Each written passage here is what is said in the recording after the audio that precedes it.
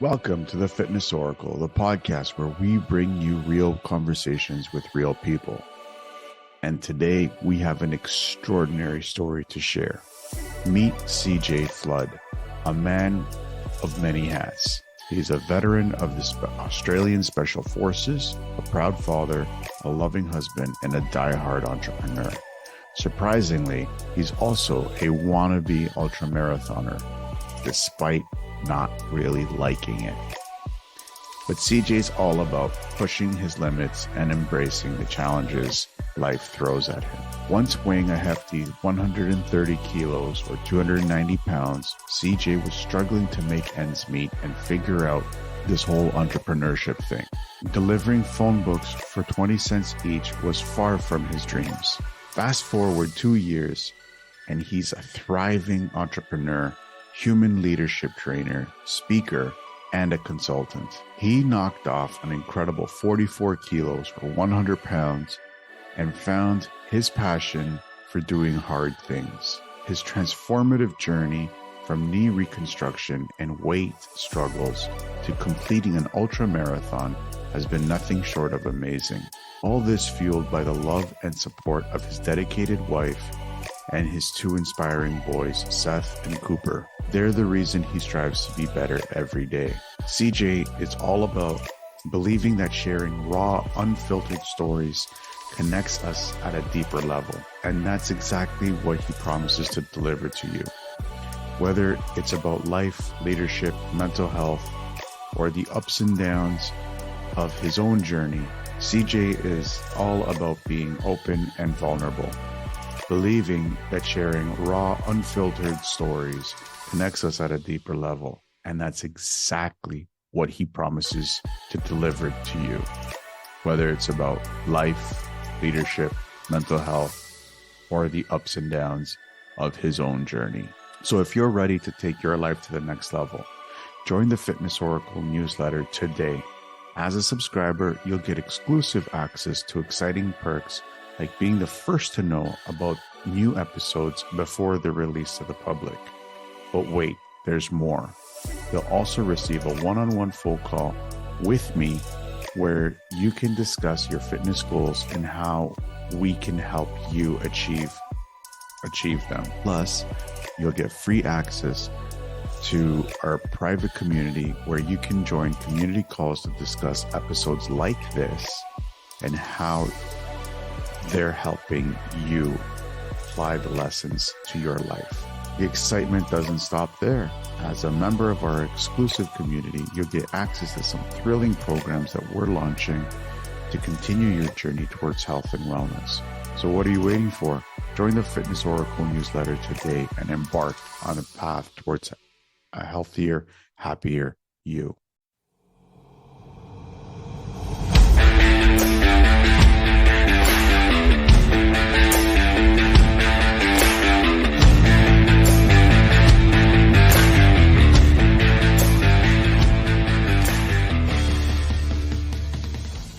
CJ, welcome to the show. Thank you. I'm very excited to be here. It's hopefully going to be a good little session. Oh, it's going to be a great session. I know this is going to be one of those really great sessions. How is your 60K for 100,000 coming along for Movember? Yeah, good. There's obviously a lot that goes into that. There's a lot of preparation that needs to happen. So, and deciding to run 60 kilometers for 30 days is no small thing.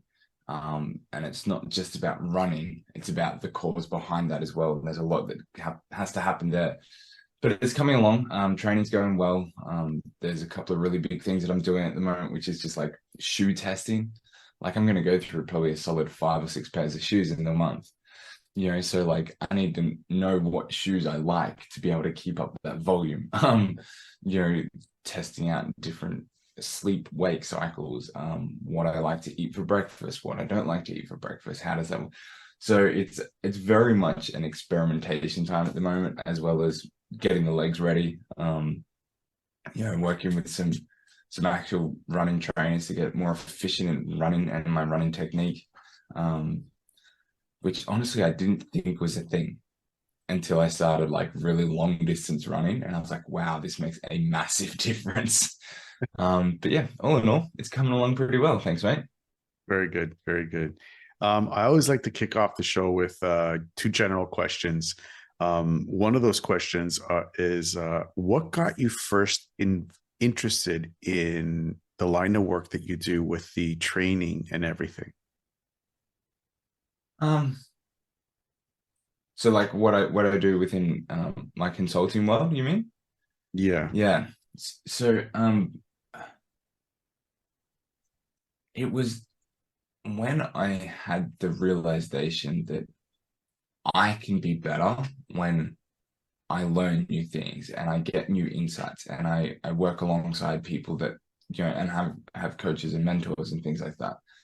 Um, and then when I started, just like it started very much just like a casual conversation among friends.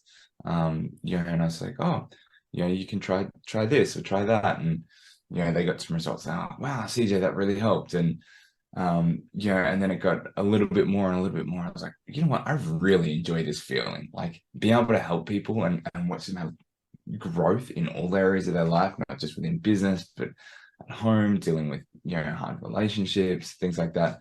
It was just like, yeah, I think this is cool. Like we should do more of this. Have there been any moments where you just said, you know what, screw this, I just want to quit and just get just like a regular 9 to 5 job and just zone out for the rest of my life? Um, Never when I'm doing the work. The hardest part about like the work that I do, like in consulting and leadership stuff, like it's so fulfilling when I'm doing that work. But the hardest part about it is finding people that are open to growth and open-minded enough to be able to go, you know what, I really need some help with this particular thing. And that part's really, really frustrating. That can be really annoying and troublesome sometimes. Even for somebody like myself who has a marketing background and has spent years in marketing, finding someone that's really puts their hand up and says, you know what, CJ, like I want to pay you tens of thousands of dollars to come and work with my team because I know that it's going to add hundreds of thousands or millions to our business. And that process can be frustrating sometimes. But doing the work, man, it's always good. Like even when you get like really trying or troublesome clients that want to push back, they've been dragged there by their bosses or whatever, like if you're patient enough and you're willing to go through it enough, the results that come at the end, it's just amazing. I love watching that transformation. That's awesome. Yeah, I know how that feels. I know how that feels. I don't come from a marketing background, and it's like it almost feels like you're like tossing ideas up on a wall and just thinking, oh, is Oh, this gonna work? Is this gonna work? Is this gonna work? And it's like, yeah, what am I doing? yeah.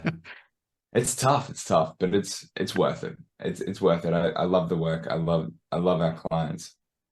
I love the impact that we can have with them. And that's what makes me keep showing up every day. Yeah. Um, Kind of just steering this into the direction of this podcast and the theme of the podcast and Yeah. the episode that we're going to. You, as I said in the intro, are a ex-Aussie special forces agent that transitioned into modern life. And there must be some crazy hair-raising stories that you've experienced in your time in the military. We don't have to go into all of them. We don't have to go into any of them. But that transition from regimented, very strict form of life to regular civilian life must have been Mm, very challenging for you. What were some of the yeah. key things that you did to help you transition from this strict way of living to this more of you are good, you can do anything you want kind of thing? Yeah. Um, Yeah, that's a really great question, man. Well, I mean, a couple of things. Like one, the Australian military is different. So like my role, we consider just kind of like normal, everyday kind of infantry. But because we're so small, we are often really specialized in the things that we do. So like there's a equivalent of 1,000,001 guys out there like me that do the same sort of job. Like there was definitely no Navy SEAL type stuff going on there. It was just the way that our army structured a little bit different to the US Army. And so I just want to be clear about that, because I got so much respect for those special ops guys. The To answer your question though, how did I transition from like this down the line regimented way of life and living to fly, be free? It was tough. It was so damn hard. It was really challenging because I I didn't understand when I was going through this that like people like I came out of the military and I was still driven and I was still disciplined. Like I still had that ingrained in my nature, ingrained in my routine. I still woke up and shaved every morning and things like that. And it took me a little bit to realize, like, well, maybe I don't need to do these things. And it was probably over the course of 2 to 3 years that I got an understanding, okay, some things are helpful to keep, some things don't really matter so much. So I still keep a lot of the stuff that I did in the military. Like I'm still up early. I'm still, I'm the anti on a lot of things as well. So like I hate making my bed now. I absolutely hate it. I am not the type of person to, go and shave every morning. Yeah, I don't do it anymore. It just frustrates me. But like I still show up early to appointments. I still make sure that I'm over prepared. I still, make sure that I'm ready for everything. Even when my 4-year-old or both my boys were, like young kids, babies, toddlers, and we were still having to like take a nappy bag with us, I would pack so much because I'm like, you know what? We could be out for 2 hours or we could be out for 5 days. I don't know. I don't know, but I just need to be prepared.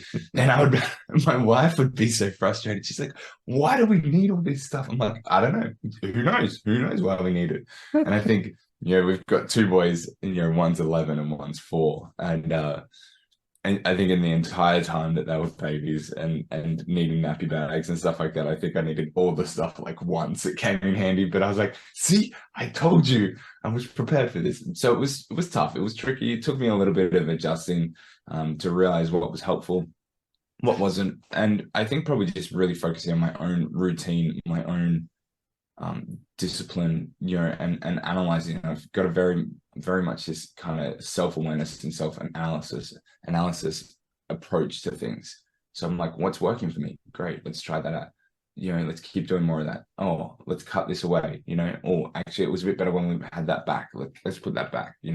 So I'm always doing that in every area of my life, and it kind of just came a little bit naturally. So yeah, it was a bit strange. It was a struggle, but probably the hardest part was understanding that not everybody else was operating like me. Um, that was definitely the hardest part. Very cool. Only reason why I ask is because I know I haven't been in the military at all. So thank you for your service, for protecting your country and the rights and freedoms of the people that live in Australia. So thank you for that. I do have a special place in my heart for vets, no matter where they are in whatever country that they're in. I'm in Canada. So like we have, like you, a very smaller military compared to the American military, but it's still stressful. Like I do know a lot of vets and they do go through a lot, especially with some of the tours that they have done or just some of the instructors that they've had. It can get a little bit too much for them. Yeah, I mean it's tough. Like for us, we operate pretty differently to a lot of the other militaries in the world. Like in the modern kind of like first world countries, UK, America, Canada, so on and so forth. Because a couple of reasons. Like one, we're very isolated geographically. And then two, like, we're such a large country with such a small population. It's really about resource management. So we spend a lot of our time, we're definitely not on a high cadence of tours into combat and war zones by comparison to some of these other countries, even when we're in the height of it. But when I was in and I was serving, and we were really at that height. It was constant training and readiness and preparation was probably the hardest thing for guys, because it was like, the Australian Army lives by this kind of motto of, train hard, fight easy. So like our training was just grueling and just never ending. And anybody that served in any sort of part of the military will understand that. It's always tough, but it's like, this was really next level. And I think that makes it hard for guys when you leave, and it takes a toll physically and emotionally. But probably the most challenging part is like, when you're in the military, it's like you're in your own world. And like, you serve with the same guys, you live with the same guys, you go out with the same guys, you have drinks with the same guys, you meet their brothers, their sisters, their families, their mothers, you say hello, you pick up their, you help them out, you do stuff. You are such a tight-knit community. But then when you leave, like, you lose that, and that's where a lot of this emotional turmoil comes in, because it's like, now who do I have? And that was really the hard part in the transition out, was like, I lost a lot of the buddies that I was in with, that I spent 4 years with, like side by side, nearly every day. And that was the hard part. Like, I knew everything about these guys. They knew everything about me, and it was just like, when you lose that, it flips your world on its head. And that was a really challenging part. And that's the hardest part. And even the guys that I talk to now, they struggle with the same thing, like, even still, Mm-hmm. 10 years out now, but just a little bit more than. And it's like, yeah, oh man, I miss those days where we could just, like, it was just simple. And yeah, so it's tough. It's really tough. It's tough, but it teaches you guys a lot about self-leadership, how to 100%. how to lead not just a platoon or a company of people, but also yourself. I believe in this in the quote. I don't know if who came up with this quote, but I really like it. If a man can't lead himself, who can he lead? Mm-hmm. Any Yep.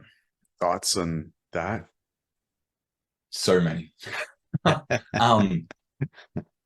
So obviously now, like, in my consulting business, we're consulting around all things kind of business, but we really do specialize in leadership. Like, that's our main thing. But we don't focus on process or systems or things like that inside of businesses. We focus on the people.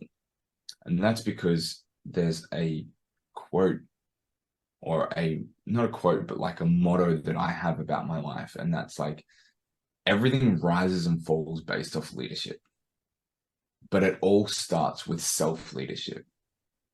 So like, everything in the world rises and falls based on leadership and who's leading it. But it's got to start with the person that is leading first. So for me, like, when I'm going through this training for this 60 kilometers a day, like, I'm trying to raise money, and I'm running, and but I'm also raising awareness. So I know that I'm having to lead this, like, collection and this idea and this movement towards this goal that I'm trying to achieve. And that means that I need to be upfront about it. I need to be, putting in the work. I need to be, doing all the things that I need to be doing in my own personal side of things. Like, I can't just sit back and be like, oh, this is a really cool idea, everyone should just want to talk to me about it. Like, no, I'm out here and I'm talking to people, like, I'll hop off this interview, and then I go into our local radio station, I do an interview there, and then I've got like another 3 or 4 interviews lined up for this week. I did a newspaper interview last week. Like, it requires effort, and leadership is not passive. It requires work. And if you can't lead yourself and understand that you got to put yourself to the standard that you expect. You got to lead yourself. When no one's around, what are you going to say? When you're home alone and there's no one watching you, like, it's really easy to reach for the jar of cookies. It takes discipline and a real understanding and awareness to grab the banana and go for a walk. It takes concentration and focus, and that discipline and that awareness and all those things that come within leadership start with you first, and you've got to lead yourself. It's like, I liken it to this thing, like, the voice that you hear in your head. Well, that's not you.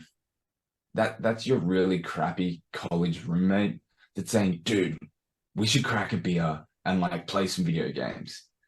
And like, he's fun to have around sometimes, but at the same time, like, he doesn't pay rent. He takes up all the space. He eats all your snacks. He leaves a mess. Like, and if you listen to that voice, things will go down really hard, really fast. But if you sit there and go, like, no, here's the standard. Here's what I expect. Here's how we do things. Here's how I operate. And you constantly pull yourself back to that. Eventually, over time, this crappy roommate starts to level up, and you lead that. And it's like, oh, now instead of grabbing the beer, like, okay, let's grab a Pepsi Max. Well, you know what? Like, a Pepsi Max is a pretty reasonable health choice by comparison to a 6-pack of beer. All right, let's do that, because we are human. We can do that. Yeah, cool. Like, that makes sense. So it takes time. But I'm a very big believer that self-leadership is everything. Self-leadership is absolutely everything. What about a man who, there's this other thing that I heard about. It's important for a man to learn to follow before he leads. Yeah. At what point does a man stop following people and start leading? Never. Every great leader is a great follower, because you never walk into a room where you're the leader all the time. There's always going to be a room somewhere in the world that you are the follower. And part of that awareness around leadership is also this humility to understand that I'm not the leader for this room, this metaphorical room, this situation. You know what? I need to instead empower the leaders here. And I liken it to, like, when we're in the military, and I think it gets really summed up brilliantly in that phrase. Like, you lead up and down in the chain of command. So what that means is, like, even as I come into the platoon and I'm a junior digger. Like, I'm a junior soldier. I don't really know what's going on. Like, I don't just look to my corporals, my sergeants, my platoon commanders to know what's going on. I look to my senior diggers. Like, I look to my senior soldiers. I look to those guys that have been around a little bit more, and they're like, hey, here's what's up. They word up and they lead. So that if in a situation, heaven forbid, like, we were in a firefight and we lose our ranked leadership, our promoted leadership, we know that we have guys that will step up, and they've learned these things. They've been brought up, and they're these junior leaders that are there. And then all of a sudden, like, if we're in a combat situation, and maybe we bring in, this is a really common thing, particularly like through the Middle East, we bring in like these Middle East armies to train them and show them how to operate as a military. Even though I'm a junior soldier in our army, I would turn over this way, and now I'm one of the most senior people in that army. So while I still respect and honor rank and things like that, like, I'm still more equipped and proficient and competent than nearly everybody within that army. So it would be a disservice to me and them as a junior soldier just to go, oh, I'm just a junior soldier, I'll sit back. And that's where leadership gets really tricky, because, like, it's easy to get wrapped up in the ego of things. It's easy to get wrapped up in the situation of titles. Titles is not leadership. There's a really harrowing situation that I came across about 12 months after I left the army. I came across a really bad car accident. And there was myself and and the guy that I was working with, and then also I was working in my dad's construction company at the time. There was my dad and another guy. So there was four of us in two different vehicles. And we're coming down the highway. And as we come over the crest of this hill, we could see that there was a car accident. And I hear my dad over the radio, and he's like, CJ, you need to get up here. So like, let's look at this and go, when does a leader lead and when does a leader follow? It's like, one, he's my dad. I've literally been following him my entire life. He's older. He is my boss. He is more qualified in a lot of things. He's like, CJ, I need you to get up here. You got to run this. So we pull up in the two cars and like we step out, and instantly my dad, who in 99.9% of rooms, I follow him. He realizes and has incredible humility to understand that, no, I need to follow. And he's like, all right, what do we do? And he then empowers me to lead and run the whole thing, the whole show. And that's where it really, you've got to understand that these situations happen all the time. Sales meeting, and you're the top sales dog. Well, guess what? Maybe somebody underneath still has a great idea. So you just got to follow them when they present that great idea. And you got to follow them through with it. You know, if you're a CEO, you know what? You don't get to be the person that's like, and dictatorship, because that's not leadership. That's a dictatorship. You got to follow the insights and the inputs and the things from the board that sits with you. So you're always following and you're always leading. It's a real dichotomy that needs balance. And it really comes down to this ego and humility balance that we go back and forth with, you know. And if you can sit back and go, is this the best thing for the team? And the answer is yes. And that means you lead. Well, step up, start leading. You know, you might have things that come over the top of you. Maybe you don't have the rank to pull that off completely. Okay, well then you just do what you can to lead from where you are in the position that you're at. You know, and that's why I think this balance is tricky. It takes a lot of work, but that's why we see great companies fall, great organizations fall, because ego gets caught up in this and titles and I'm the person to do this, but it's not that. I promise you, if you can park that to the side, your leadership capability will just grow exponentially in the blink of an eye. You bring up a really interesting talking point. I have personally been a part of a couple of men's groups, and I've seen both sides of these men's groups. I've seen the one side where it's more of a community being taught by a man who is learning, and by another men's group, which is more, like you said, a dictatorship, where it's like, this is how it is, and this is how you have to do it, and I'm the leader, and you guys have to follow me, and this is the outline of what a man should be, and this is how you're supposed to live. What would you tell to men who have men in their lives with that kind of structure, with that dictator in their life or narcissist in their life? It's really tough. Like that's a really tough question, because there's obviously so many things that you can do, and they all have consequences in different ways. Really, it comes down to what's the situation. Can you, just because someone says something to you doesn't mean you have to do it either. Like, we're all free and capable humans. Like, we're so blessed to live in a free society. Like, just because somebody says it doesn't mean you have to do it. And I always encourage my 11-year-old. So my oldest boy, he's 11. So he's really at that time where he's starting to step into this early teenager, kind of like, what does it mean to be a man, and things like that, and discover that, you know. And I talk very candidly to him, and I'm like, well, let's go. Like, what is it? What's going on? We talk about it, and we weigh things up, and I very rarely go, you need to do this because of this, because the power and the capacity to make decisions is how we learn. You can try things like if you've got somebody in your life that's, you've really got that dictator type leadership approach, you can try and steer them and help them grow and maybe, be the leader in that situation, because that is a dysfunctional leader. That doesn't mean that you can't be a functional leader and really help them. And understanding that person can change over time. But if it depends on where that really dictatorship type leadership is coming from.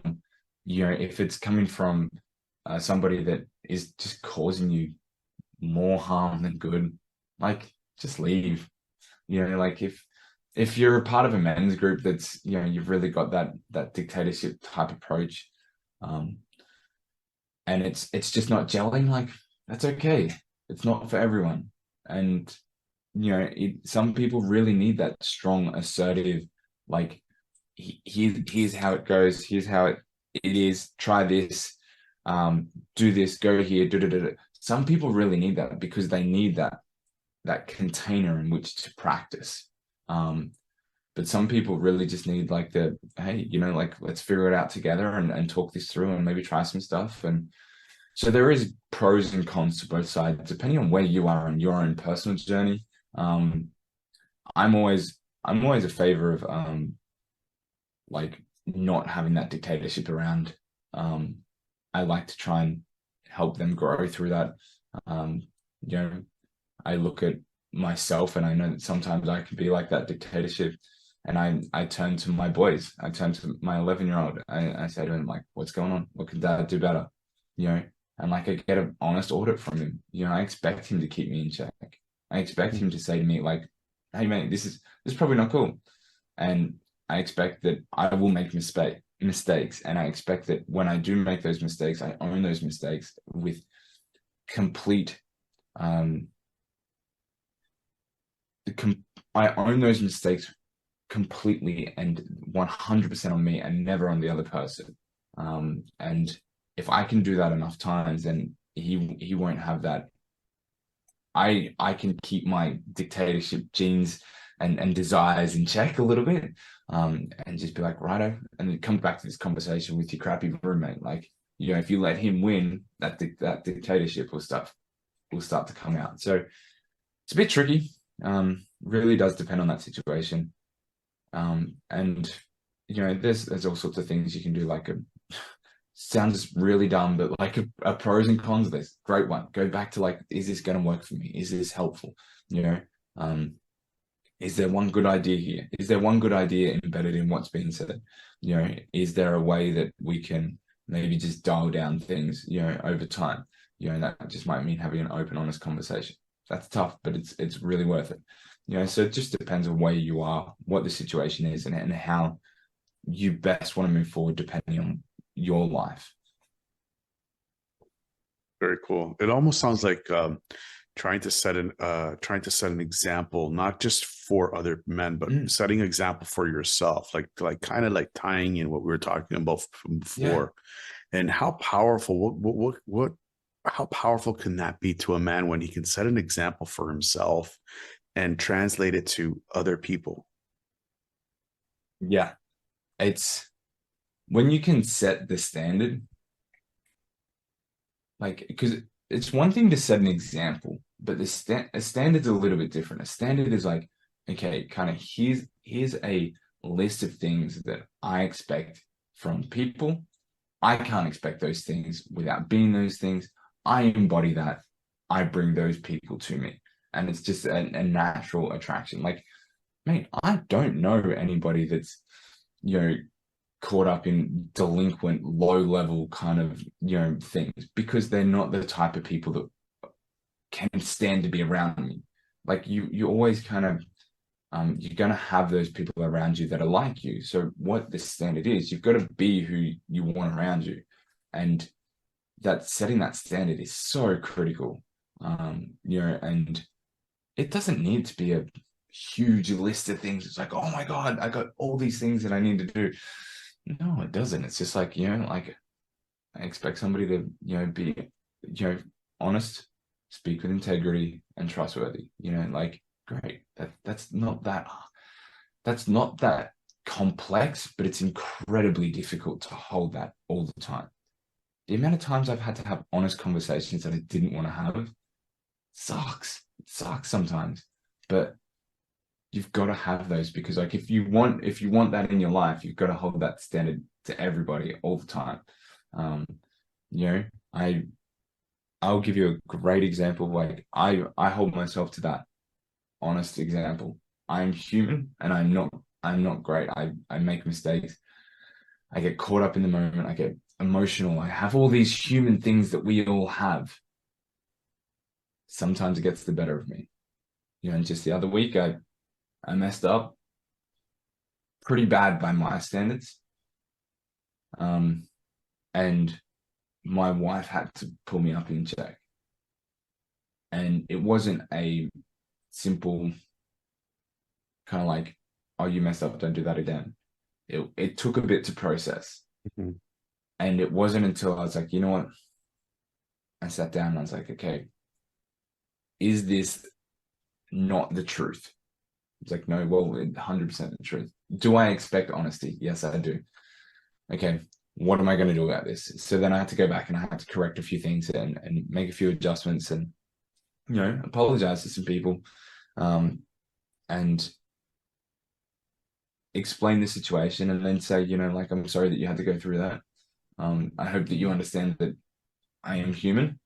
And while I do my best to keep everything in control, sometimes it gets the better of me. And it was such a great moment because together we grew. Because in the situation, I was the leader. I got called out by one of my tribe members, essentially, being my wife. And now I was able to go back and be like, that's not okay. I apologize. Here's what we need to do better next time. And we talked through the situation. Collectively, then we grew and got better.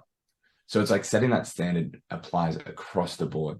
And I could have really easily just let that standard go and be like, oh, no, it doesn't apply to me. But it does. And I've got to own that and embody that as well. It's interesting because it sounds like it's like you said, you have like a tribe that keeps you accountable, like your wife, your kids. What about a man who's not married, doesn't have any kids? I mean, it's easy for you to be held accountable because you have your tribe, but for a guy who's by himself, maybe his parents are out of state or out of the province, maybe his sister lives in a different country, he's by himself. How can somebody keep themselves accountable when they don't have somebody as close as you do with them? Yeah, I mean, that could be tricky.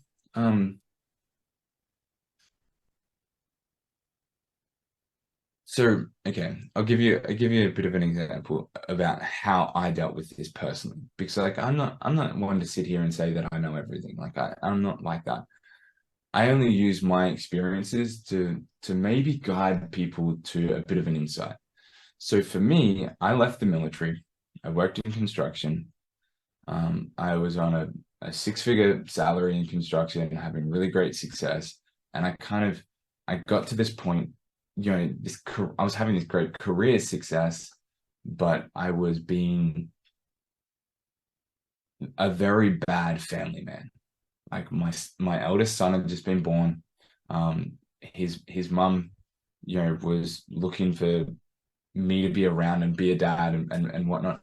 And I wasn't that. I was focused on my career. Eventually, our relationship fell apart. I reached kind of like the height of my career where I was like at that project management level. I was like, well, if I'm going to go any further, I need to go to uni. So I gave up my six-figure salary and I started sharing a bunk bed with my 8-year-old brother. I mean, like, I don't know if you understand what that's like to kind of just willingly give that up and be like, well, let's go and start at scratch again. That was really hard for me. And that was a really tough few years. And in that time, I got caught up with partying. I got caught up with drugs and alcohol. And, I was not the man that I wanted to be. And it was only through, even though I didn't have anyone really close to keep me in check, my wife wasn't around, I didn't have any kids to keep me in check, you know, like my parents weren't really around, like siblings, all this. So it's like, I sat there and I was like, is this the person that I want to be? And it was only through a process of time that I was able to go like, no, this really isn't, this doesn't sit right. What do I need to do about this? Okay.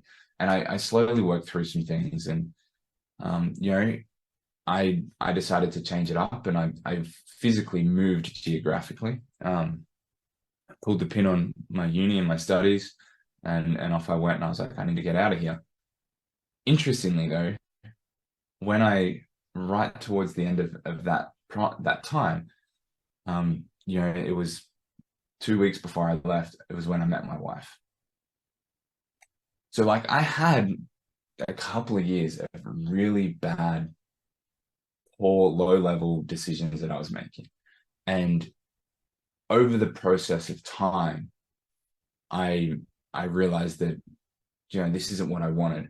And as soon as I made that switch to do something about it, I started attracting good people into my life. If you're here right now and you're listening to this podcast and this interview, you've already made that switch mentally, because you're doing something about it.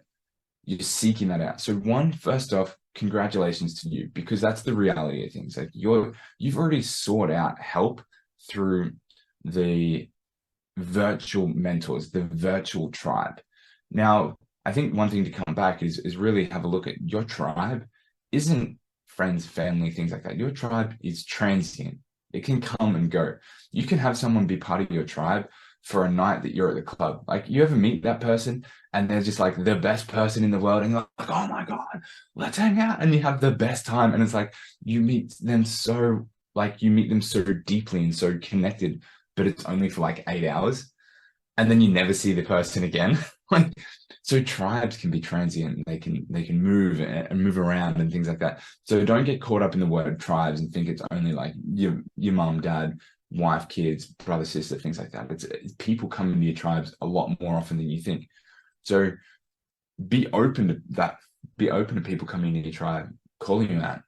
Look for it's hard to call somebody out that you're not really close to. So look for somebody that might be just questioning. You know, is somebody saying to you, like, hey, is that the right thing?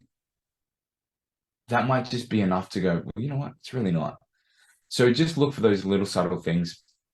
Most importantly, give yourself time. Like, time is the great equalizer. You know, I left high school. I didn't finish high school. I dropped out and went to the army. I, you know, then went into construction, and then I was in my mid-20s before I decided to go to uni.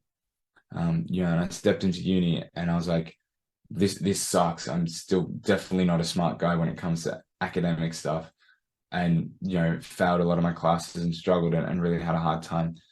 You know, started going through my own journey in terms of business and things like that.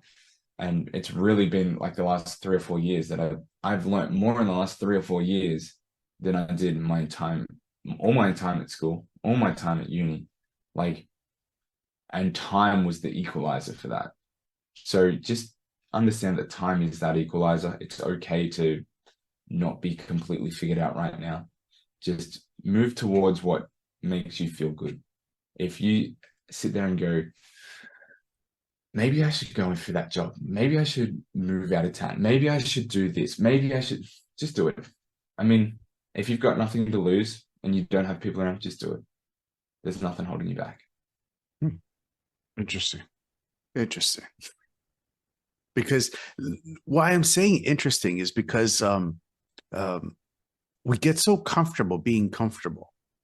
And when something, when your heart skips a beat with an idea that you have, and you realize, man, you know what, I'm gonna lose all this comfort. I'm gonna lose my cushy job. I'm gonna lose my 5-6 figure income. I may lose my house. I may lose my fancy car. I may lose my vacations that I go. it's a really tough pill to swallow, to say, you know what? I've always had a dream to live in Europe, on the Yeah. Mediterranean, and just live European Mediterranean life. Yeah. And you have Um, no job, no nothing, no anything. So why should somebody embrace something that tough? Man, that's a great question. It takes a special decision to come to that. Now, I want to be very clear. I'm not saying that you should do that in spite of responsibilities. You should never run away from responsibilities.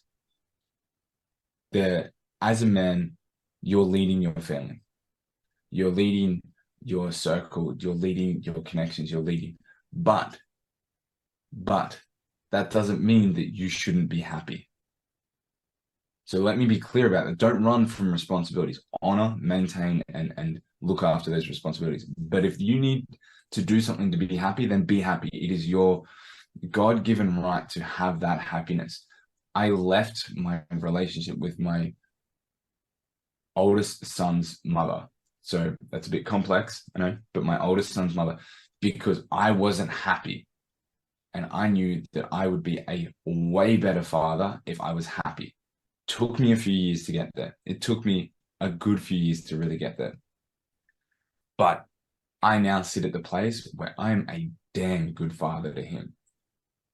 And I love that. And I'm so grateful for that decision. So that comfort that you're talking about, it's the thing that holds you back. It shackles you down. So honor your responsibilities, but also too, like really sit down and look at, what do I really need?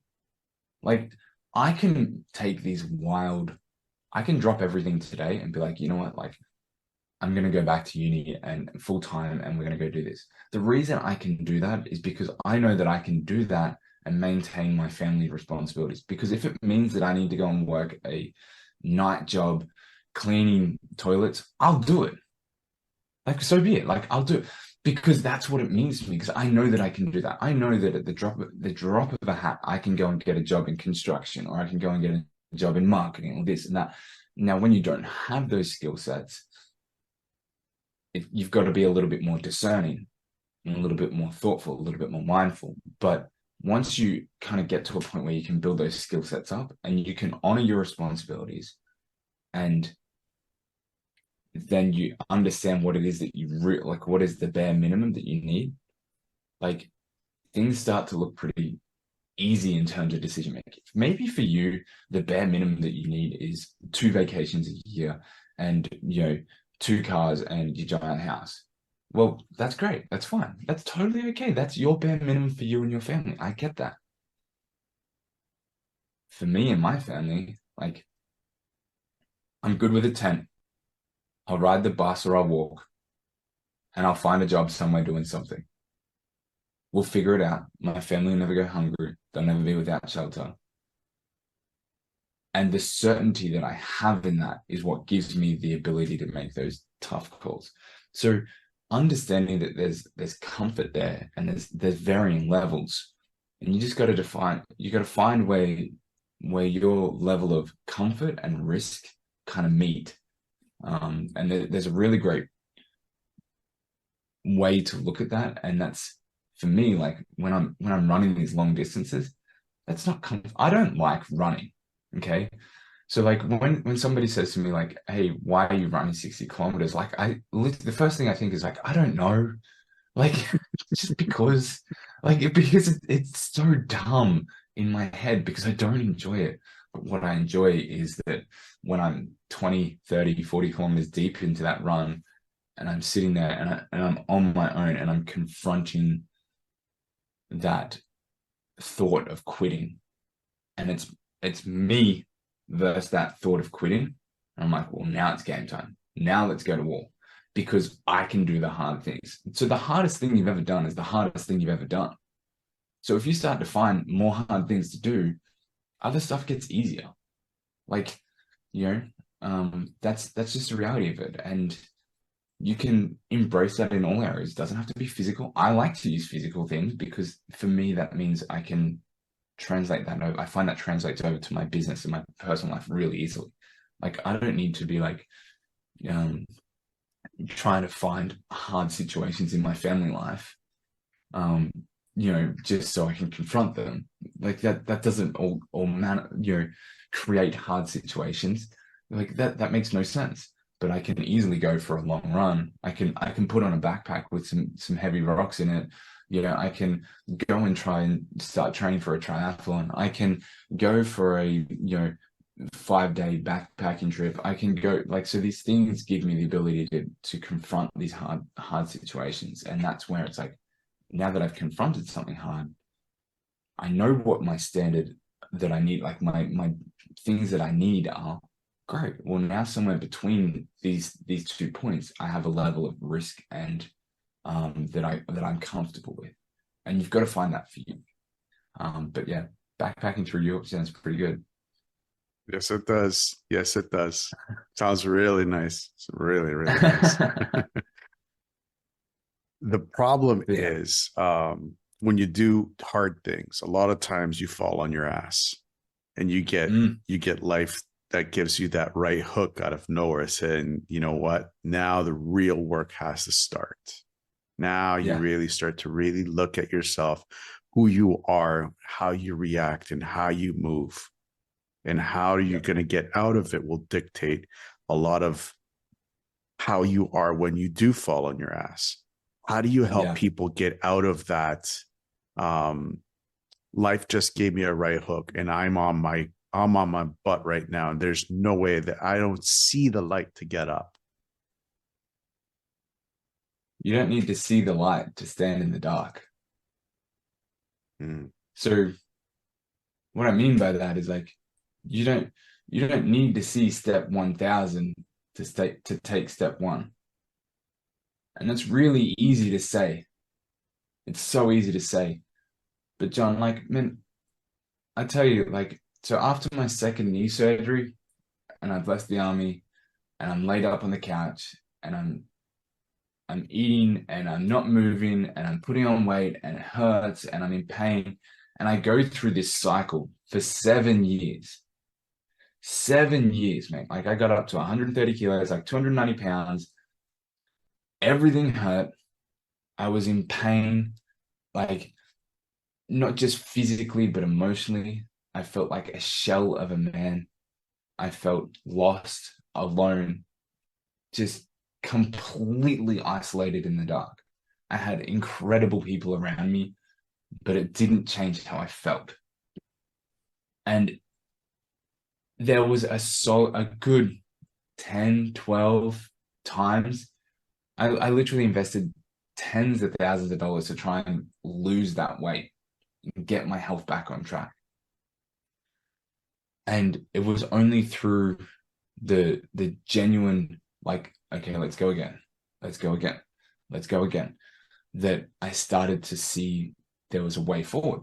That only came about because like I got a trainer. I started working with a trainer, towards the end of 2021. And we just simplified things right down. So you got to understand, John, like we win so much in our day. Like, we have so many things that go our way that we should be celebrating. But as men, we just think that it's expected. So we put it to the side. That's what's expected. That's what's expected. Paid the power bill this month. That's what's expected. No, that's a damn win because you did the thing, kept your kids, moving forward in the right direction this week. Great job. That's a win. If you don't acknowledge those simple wins, it's really hard to gain momentum. So for me, when I was losing this weight, and I'll use this as a real world example because it's just the principles are so true and applies to everything.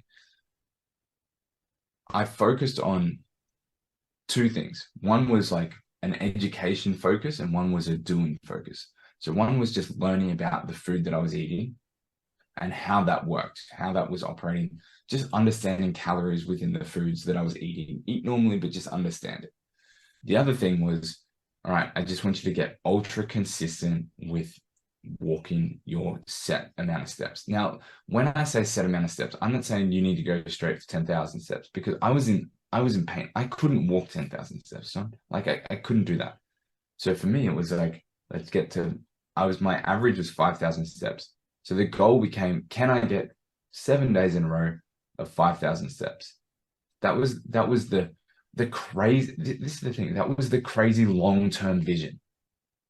If I could get to a place where I could get 7 days of 5,000 steps, I feel like I'm making real progress. My trainer's like, that's too far away. I just want you to focus on tomorrow. Can you make it happen tomorrow? And I sat there and I was like, you know what? I can do it at least once. I can make that happen once. And I did it. And he checks in with me and he's like, how'd you go? I'm like, yeah, got it done. He's like, cool, do it again. So I did it again. And then before I realized it, I was at the end of the week and I'd done it for seven days in a row. Nothing crazy, 5,000 steps. It's nothing. You know, it's really not that much. It's not a huge goal, but I sat there and I was like, oh,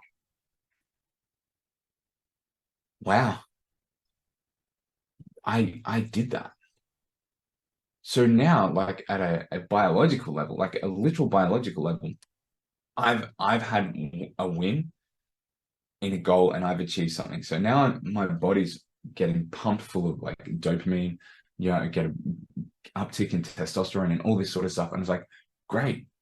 It makes it easier for me to win again. So next thing you know, I go and I do it again. I go another 7 days. And then I go another 7 days. And then I go another 7 days. And it's like, well, let's make it a little bit harder. Let's go from 5,000 to 5,500. Let's go from 5.5 to 6. And I kept going, I kept going, I kept going. And then in 10 months, I lost 100 pounds. I lost 44 kilos in 10 months.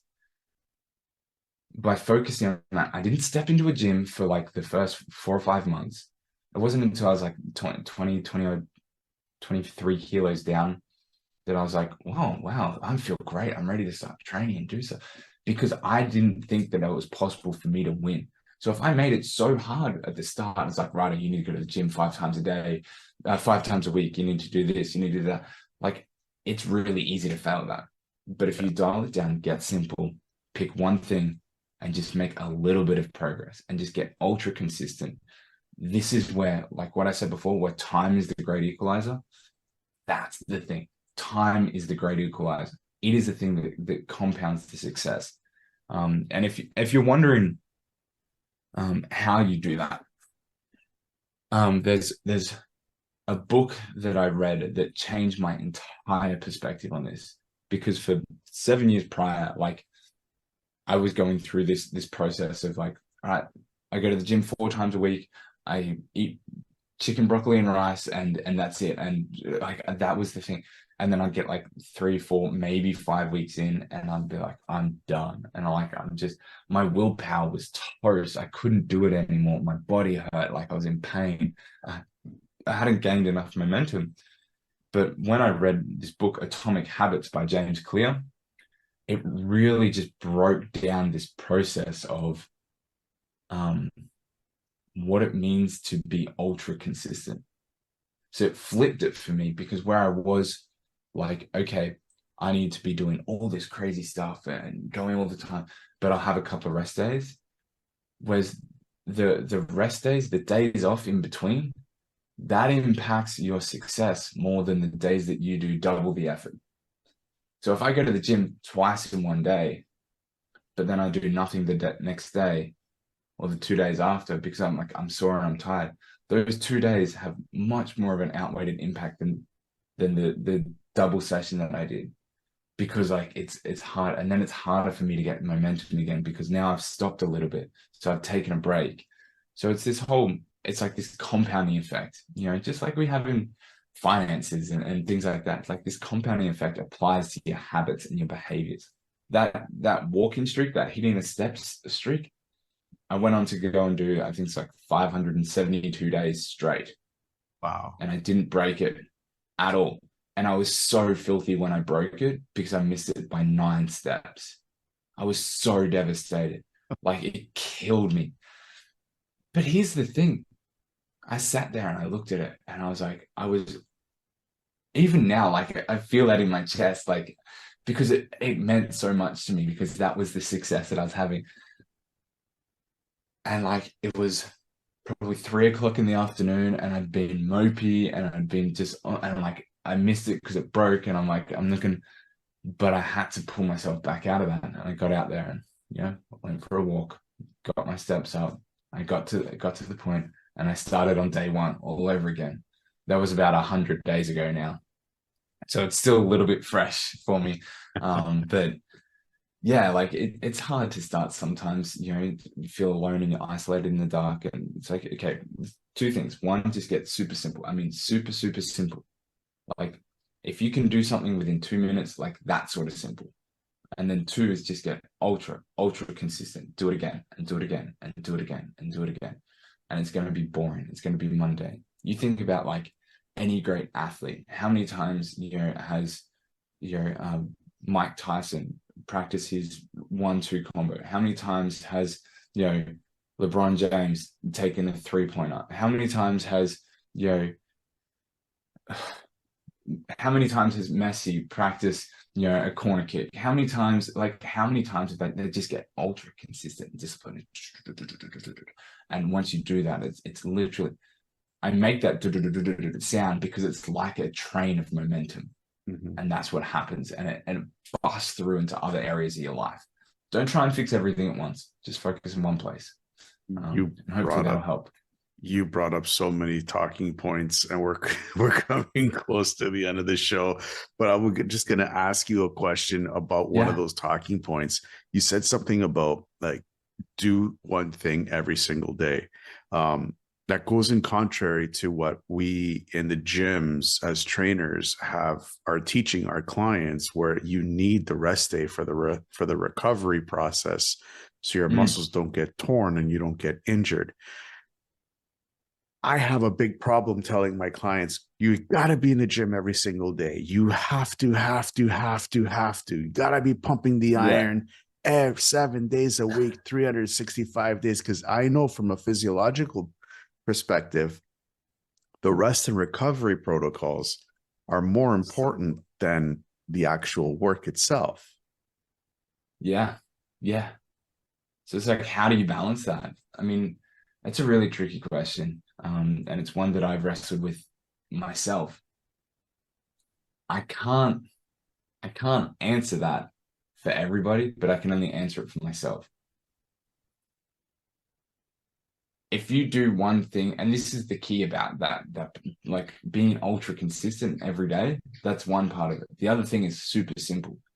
So if you go and you're doing, say, a full chest workout, and you've got, heavy sets, and you're working things like that, great. That's your days where you're training that. But the days that you aren't doing that, like, can you bust out 10 push-ups? What about even, we get even simpler? Can you do 5 wall push-ups? See, the thing is, those 5 wall push-ups, while it sounds like, oh, what's the point? It's not for the physiological benefits of crazy muscle growth, like, throwing 100 pounds on about bench and busting out reps. It's not for that. It's for the mental side of it. It's for you to know that you win. It's for you to show up and do something every day and get that win. So like, for me, I still have my steps as a goal. I'm training to run 60 kilometers a day for 30 days. I still have steps as my goal, because I know every day, no matter what, I win. I have one win, and I win at that. So then I can look back on today and I can go, you know what? Go me. I freaking did it. Like, I won that day. So the simplicity is the key here. So it's like, don't confuse complexity and difficulty with the simplicity side of things. Like, and that's where this Atomic Habits philosophy is so great. It's literally just behavior hacking, where you're adding these really simple things in. And I highly recommend it. And if you can understand that simplicity and the consistency will pay off, you really start to make big inroads. I'll give you another real world example of this. We have a 4-year-old. He's getting ready to go to like big school, leaving daycare and kind of like those childcare programs and going to like proper school, what we call prep here. My wife and I had the decision, do we kind of push for it for next year, or do we wait and we hold him back? And we're like, you know what, we're going to wait and hold him back, at least at this point, unless something drastic changes. But because we think that while he's probably ready intellectually, we think he could probably be a little bit more ready socially. And it's like, okay, well, what if we just did this over the next year? We can work on some of these things for 10 minutes a week. We can do it in our family schedule when my older boy's sitting down and doing his week's worth of homework. It builds a nice routine and a nice habit. All of a sudden, over the course of a year, we now have 10 minutes a week times 52 weeks a year. That's 520 minutes of, that particular learning, do you think for a 4-year-old that 520 minutes is going to make a significant impact in their ability to master a skill set compared to most average 4 or 5-year-olds? It's huge. Yeah. It's massive, but it's 10 minutes a week. So it's the consistency and the simplicity of things. We could go like, all right, let's do 60 minutes a day. Yeah, that would be a much better impact, but it's like, you also got to be realistic about the ability to pull things off. So the simplicity is the key component here. And that's where I struggled with the steps thing. It's like, oh, it's 5,000 steps. Like I'm already averaging that. Like, what's the point? But to achieve 5,000 steps a day was the key. And then it was, once I did that for a few weeks, and it's like, okay, now let's move it up. Let's make it a little bit harder. So then you go from your wall push-ups to maybe you do floor push-ups. Maybe you go from 5 to 10. And then some days you'll feel good and you'll bust out 20. Over the course of the year, that outsized incremental, like let's just do a little bit more, has a huge impact, massive towards that goal, that success. So yeah, I'm all for you in terms of the, pumping the iron and getting in the gym and stuff. Like, yeah, you need that rest and that recovery, but there's definitely something small that you can do in amongst it that will at least help you win mentally. Very cool. I'm I'm actually reading Atomic Habits by James Clear right now, and I'm loving the book. So and it's so actually good. I actually recommended it in one of my programs that's in beta right now. So it's one of my favorite books that I'm reading. So it's really good book. Amazing. That book has had such a huge impact on my life and my business. It's the first thing, like whenever we go, so like we often go and do intensive workshops for that. Like I'll go and buy 20 copies for all the participants. I'll be like, read this, hand it out at the start, and then like walking through is like, oh, because I reference it so much because it's so applicable, it's so real, it's so tangible. It's great. We're coming up close to the end of the show, and these are the 10 questions that I ask all my guests, and I just want your perspective on these 10 questions. Okay.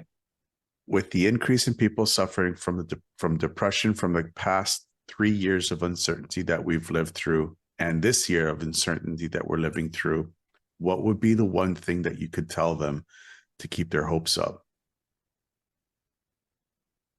Life's always going to be uncertain. So make certain what you do. Find the thing that you do and do you. Don't worry about anyone else. Don't worry about outside influences. Don't worry about anything around that. Like you got to control. It comes back to the self-leadership. You've got to lead you. If your thing is to journal for 5 minutes every day, if your thing is to go for a walk in the morning, if your thing is to get that bit of control and that certainty in, it makes a huge impact. Very cool. What's the one thing that you do daily that amplifies your ability to stay focused? Win. Get my steps every day. I can't state how much of an impact that has. And here's the crazy thing, like my current goal with it's not even 10,000 steps still.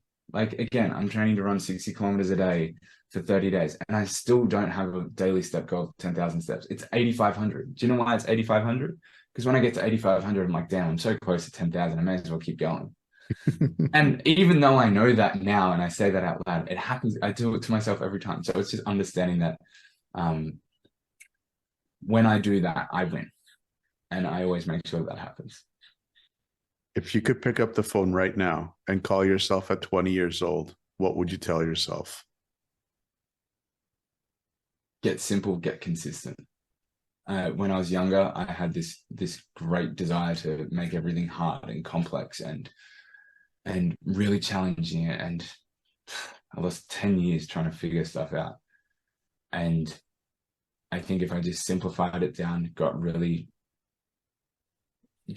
concise around what I was trying to do and just got ultra consistent, I would be a lot closer to the ideal goals that I'm working towards now. Very cool. Looking back, would you change anything?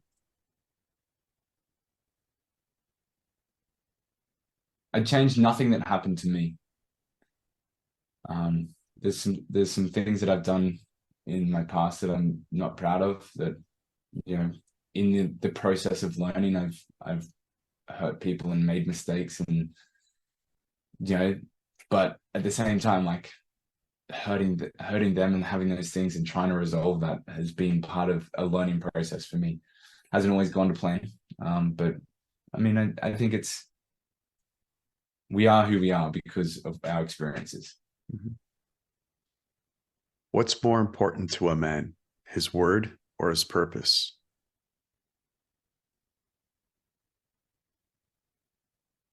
Your word is your purpose. I think, like, if you don't have your word, you can't have your purpose. So I think they're very closely intertwined, and yeah, good question. Thank you. What scares you?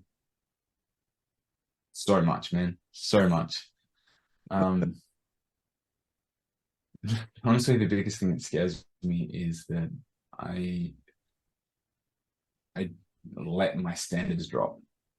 And if I do that, I know it's really easy to gain negative momentum. So I work really hard to maintain that and hold myself to that and try and achieve that. I'm certainly not perfect, and it's not, every day that I get to see that completely all the way through, and that's part of the learning process. But yeah, that's probably what scares me the most. Where do you see your business, Fine Line Consulting and Leadership, in the next 5 years? That's really closely entwined with my personal purpose. So for me, I want to create 1,000,000 hours of impact. That's my goal. And working towards that is what we do right now. I would hope in 5 years that we'd be really making some good headway towards that. But doing things like this and coming on here, that is part of that work. So for me, I genuinely believe that if we can have better leaders in the world, we can have a better world, and we can build a better world. And that's where that work comes from. So it's just about fulfilling that purpose. Very cool. Where can people find more about you? You can check me out at cjflood.com. You'll see kind of everything that's going on. Most of the stuff right there is pretty much about the run coming up and things like that. But there's a bit about me and link over to the business stuff. But yeah, that's probably the best place. Any final thoughts? Wherever you are right now, it's okay. It's okay to not know where you want to go. It's okay to not be certain. It's okay to be upset, and it's okay to have made mistakes, and it's okay to be human. Please, please, please acknowledge the fact that if you've made it this deep into this episode, or any episode for that matter, you're doing good work. You've come a long way. Acknowledge that within yourself, because there's the group of people that in the world that do that is very small. So even though you may not feel like you're a competent leader, or even though you may not feel like you have everything figured out, you're on your way. Just keep going. CJ, thank you so much. Thank you so much for coming on the show and talking about all the stuff that we talked about. It was awesome to pick your brain and get into your backstory of, you know, coming out of the military into civilian world, and just that whole transition into civilian world. It is a big impact on men when they do it, and women. I'm not excluding women on this. It is tough, but thank you so much. Thank you so much for your service. Thank you so much for coming on your show. And thank you so much for all the hard work that you put in to help get that word out to people who are struggling, and being that beacon of support for all the men, especially out there, that are suffering from mental health issues. Thank you so much for that. I appreciate it, John. Thank you so much for having me on. I hope that if you made it to here, you got a little bit of something. Please feel free to reach out and connect. I love, hearing from other people that are doing good work. I hope that you guys got something, and I really appreciate you having me on. Going through hard times is just a test. What you need to know is that when you get out of whatever you're going through, you will be stronger than ever before, and you don't need to go through it alone. Always know that you are not alone. Stay tuned for more real people with amazing stories that are just like yours. Until then, to everyone out there listening, I wish you a good morning, good afternoon, or good night, wherever you may be in this crazy world. Hey guys, John from Resilient Reboot Productions and the Fitness Oracle. I just wanted to thank you for watching this episode, and I really do hope that you enjoyed it. Please don't forget to subscribe, hit that bell, and share this episode if you are watching this on YouTube or on Rumble. If you are listening to this on iTunes, Spotify, Google Podcasts, Breaker FM, or whatever streaming service that you may be using, please give us a 5-star rating and a positive review, as it will help us reach out to more people that are suffering from mental health issues. Now, if you haven't done so already, I am offering access to a free weekly newsletter that we send out every Sunday, and it's jam-packed with podcasting tips and health and wellness tips to keep you balanced in the podcasting and content creating space. So if you haven't done so already, sign up to this free newsletter. It's totally free, and it also gives you access to the Fitness Oracle private community in Mighty Networks, where we talk about this episode. We talk about how you have implemented these lessons that you've picked up in your life and how it's impacted your life. And we are working on a lot of great other programs and support systems for you guys to be able to access. So if you haven't done so already, sign up to the newsletter, and I'll see you guys on the inside.